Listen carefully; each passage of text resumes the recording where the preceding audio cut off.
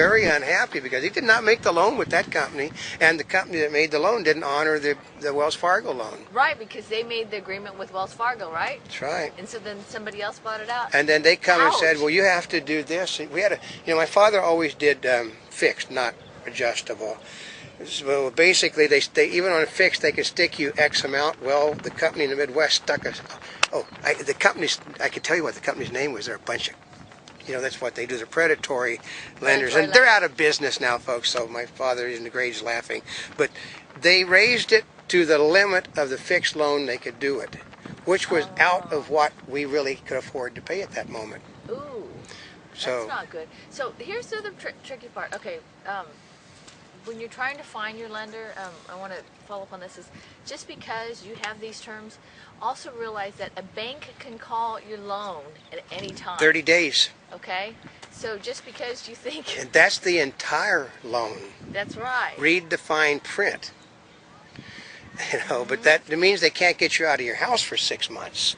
Right, but they can call the loan in 30 days. That's right. So anyway, be aware of that. So if you don't know who your lender is, check your monthly mortgage billing statement and your payment coupon book. Those would be your first 2 clues. But that is not necessarily also true, because my father thought that he was paying the money Wells Fargo. Wells Fargo was sending the money to the other company. So before you sit there and tell them your whole story, make sure ask them who actually owns. That's right. So make sure you're talking to the company that can actually do something about it. It's Ronald Reagan again. Trust but verify. So here's a couple things that you need after you find out who the company is. One is you need your loan account number. Sounds... Yes, that's sensible. Okay, sensible. A brief explanation of your circumstances. Well, you don't have to tell them everything. Just tell them, like right now, you explained the economy sucks.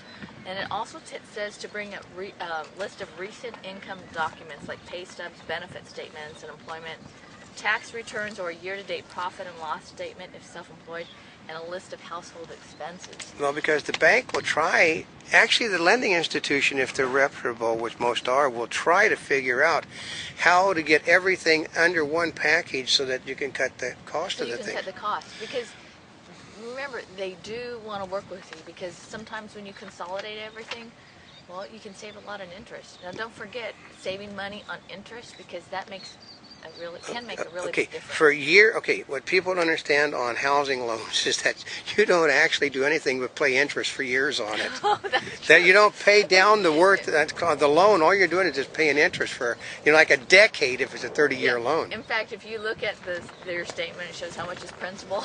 Yeah, like about $5. So, remember, that is true. You always wonder how they do that. They front load.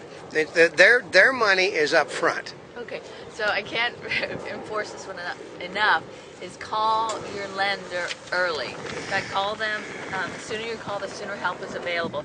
So number one is don't ignore mail from your lender, because sometimes when you get in tough situations, you don't want to open up your mail. Yeah, and phone calls. Or, yes. And that phone call comes from somewhere in India at the moment, so. And hopefully you can understand them. I wish I can. I know. Information for families with FHA loans. The FHA provides many alternatives, so go to the FHA website and see what they have. They have a toll-free number, which is 800-CALL-FHA. And if they contact your congressman at the moment, and support the bill in order that's basically that they're trying to push through to help you refinance your home. That's a good way. It's just, basically it's a pork barrel project, but if you if you can save people's homes for another 6 months, then at least, because... For some people that may make all the difference. Well, because, $30 billion is not going to break the federal government. That's paperclip money. Oh, okay. So it's pork for the election, but it's pork going in the right direction for a change to the people. So also, if you don't want to talk to your lender, talk to a housing counselor, because some people, maybe you're kind of shy, but housing counselors can be free or no cost. Can you believe that? To find out more about HUD, approved housing counseling agencies, here's a phone number. Call toll-free 800-569-4287. Or if you're a senior citizen, contact the AARP, if you're a member, and AARP will give you advice on who to talk to help you in your in that situation too. Yeah. Also, prioritize your debts and rank them by importance. Use any income after paying for food and utilities to pay down extra ones. You know, Oprah has an index. If you go to Oprah's site on some of her things, Susie Orman has things.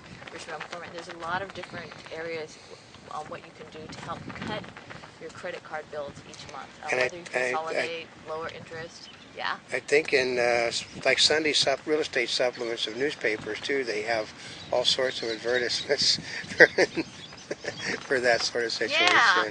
Now here's the trick on that. We actually had some people really nice. They crawled on their hands and knees so they didn't get in the camera. That was nice of them. Did they really? Yeah. You probably saw them in the camera. I know. I saw them. They were nice. No. So those are good kids. Anyway, on the credit counseling, if you call an agency, do a little bit of research, because I've heard before that if you call them and then they start working with you and calling the creditors for you, that then it goes on your credit that you're working with a credit agency. So I don't know. And that can ruin your credit. Yeah. Okay, actually, here's a super place to go to. What's that? Is your church. Oh. Churches a lot of churches in this country can help you in that situation and basically not get it on your credit rate, because they're going through all of it by themselves, and it keeps it off of your credit reporting scores. Oh, now here's another trick. On those credit card companies, now you can call them up and ask to lower the interest rate. I mean, even if your interest rate's higher, you can always ask them. And go to your Congress and bitch about their high rates. That too. Or sometimes maybe it works to do a cash advance and pay off some balances that are higher to a lower rate. Because here's the trick on credit cards. A lot of them are, well, we can go into a whole nother thing on credit cards, can't we? Yeah. Okay. They monitor each other. So if you fall behind on one, it can increase your payments on another credit card. Oh, yeah, because the little darlings all have access to your credit material. They're not supposed to, but they can simply request one of the credit card companies, what is this guy doing with our card this month?